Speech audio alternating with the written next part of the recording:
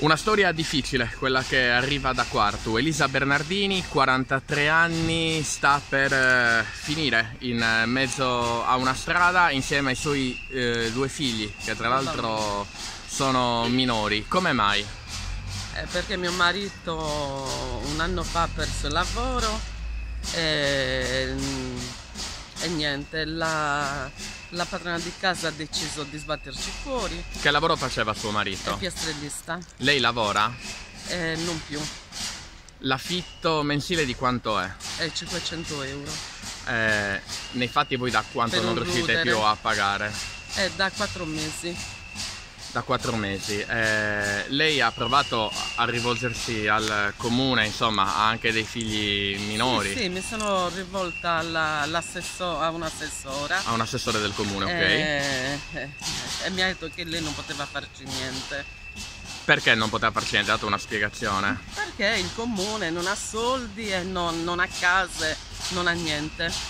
Quartu è un comune povero. Questo le è stato detto dal Sì, comune. esattamente. Nei fatti quindi 4 mesi senza poter pagare l'affitto, adesso da quando? Vivo con 800 euro di disoccupazione, perché il mio compagno percepisce una disoccupazione di 800 euro. 800 euro da dividere in 4, insomma, Sì, sì. in famiglia, in casa. Sì, Difficile. è molto difficile, sfiderei chiunque. Adesso quindi cosa fare? Cosa fare? Aspettare i primi di settembre che arrivi l'ufficiale giudiziario a casa mia e mi mette in mezzo alla strada. Voi avete qualcuno che vi può aiutare a livello familiare? No, nessuno. Lei Siamo vuole soli. lanciare un appello, magari anche qualcuno che la può aiutare lavorativamente parlando? Anche Lei che lavori ha fatto? di tutto, ho lavorato come, nelle gastronomie, nelle pizzerie, nei ristoranti. Quindi sempre con il ruolo di cameriera. Sì, aiuto cuoco. Quindi comunque anche un'esperienza lavorativa. Sì, sì. Quindi lanciamo un appello. Lei quindi cerca un lavoro prevalentemente in modo da poter poi No, ma il avere la fatto possibilità.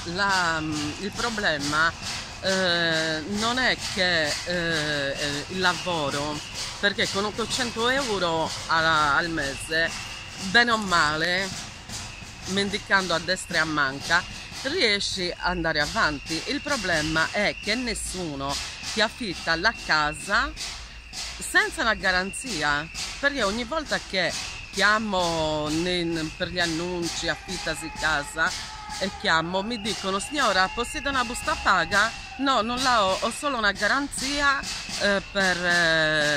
della disoccupazione.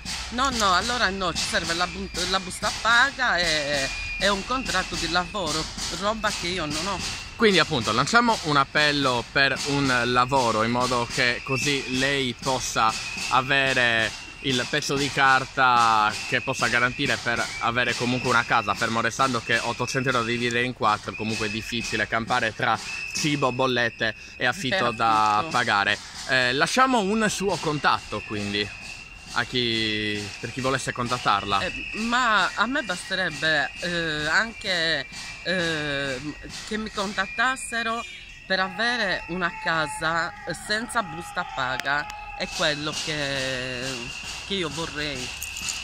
Perché nessuno gliela affitta. No, nessuno me l'affitta. Mettiamo allora all'interno del pezzo il link al suo profilo Facebook e chi vuole può contattarla attraverso il suo profilo Sì, Facebook sì. di Elisa Bernardini. Ok.